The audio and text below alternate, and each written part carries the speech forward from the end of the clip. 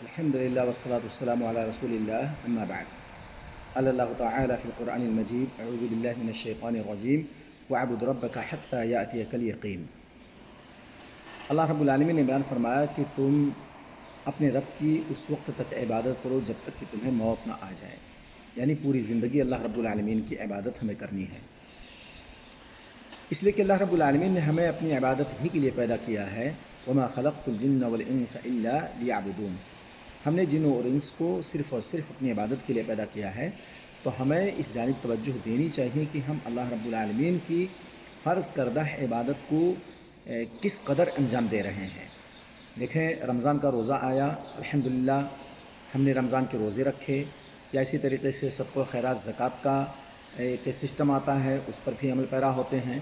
حج عمرہ کا موسم آتا ہے تو اس کے اندر بھی ہم ایکٹیو ہو جاتے ہیں. یہ ساری عبادتیں کسی نہ کسی صورت میں کبھی نہ کبھی ہم سے ساقط ہو سکتی ہیں، لیکن نماز ایک ایسی عبادت ہے جو کسی صورت میں معاف نہیں ہے. چاہے ہم مقیم ہوں، مسافر ہوں، مریض ہوں، صحت مند ہوں، حالت جنگ میں ہوں، کسی بھی صورت میں اللہ تعالیٰ نے نماز کو معاف نہیں رکھا ہے.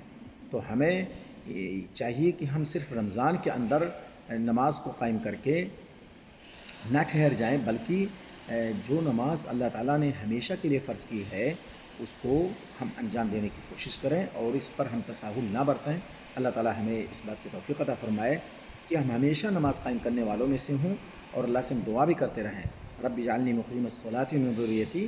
اللہ نہ صرف مجھ کو بلکہ میری آل اولاد کو بھی تو نمازی بنا دے. وآخر دعوانا الحمد للہ رب العالمین.